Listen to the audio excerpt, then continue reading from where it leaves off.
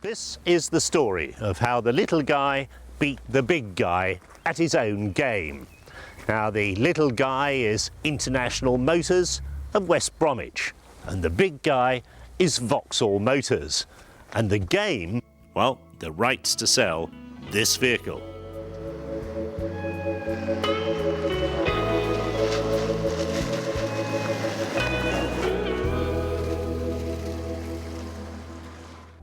Now, back in 1987, International Motors first launched the Trooper. It rapidly won a good reputation for reliability and toughness. It was cheaper than a Land Cruiser or a Shogun and more comfortable than a basic Land Rover.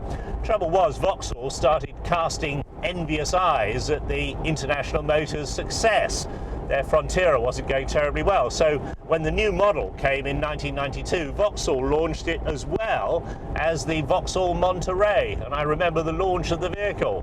And the result? Well, here we are in Bonnie, Scotland again, with the new Isuzu Trooper sold through International Motors of West Bromwich. Vauxhall will still sell you a Monterey. In fact, they'd be delighted to sell you one. They've still got a lot of last year's models to shift.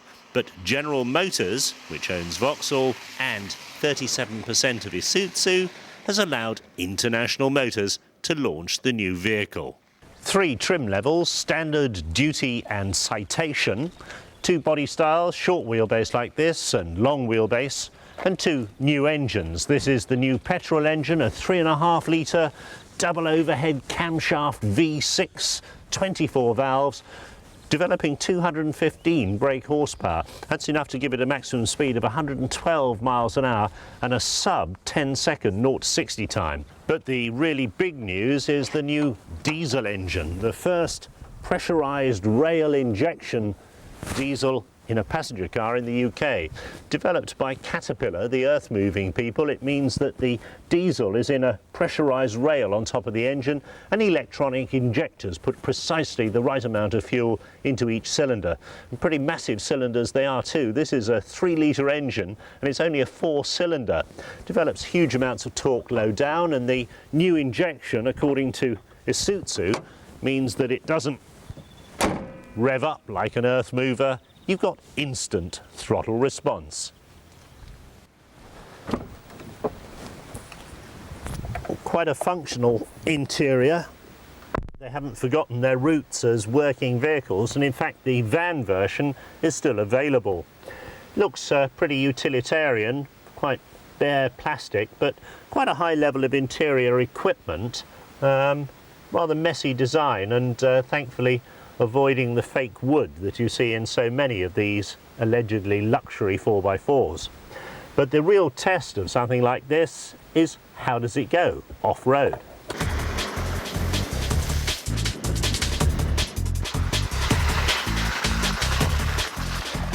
Isuzu took us to the top of a mountain near Kelso to explore off-road capability. With the demonstrators on mud tyres, we headed up into the conifer forest where heavy wood machinery had been tearing great chunks out of the peat bog. Even so, not desperately demanding, and the Trooper just romped through everything we could find. The Trooper always had a big tough chassis underneath the bodywork, and of course that continues. However, they've been playing around with the spring rates and the damper rates and the stiffness of the anti-roll bars. And in addition to that, they've also moved the wheels out slightly on the body. In other words, it's got a wider track. The result is that it's got a more predictable ride on the road. It feels as though it goes in a straight line now, whereas before, like a lot of big 4x4s, it tended to sort of move around on the road and need constant steering correction. Changes in the transmission department too. There's now a fascia mounted switch, so you can select 4-wheel drive in high range at any speed on the move up to 62 miles an hour. As before, selection of low range is by this lever down on the transmission tunnel. There's a new automatic gearbox, 3-speed with an overdrive ratio, and it's interesting that Isuzu say this vehicle is quicker to 60 miles an hour in automatic form than it is in manual gearbox form, and that's against the industry norm. Must be something to do with the truck-like gearbox.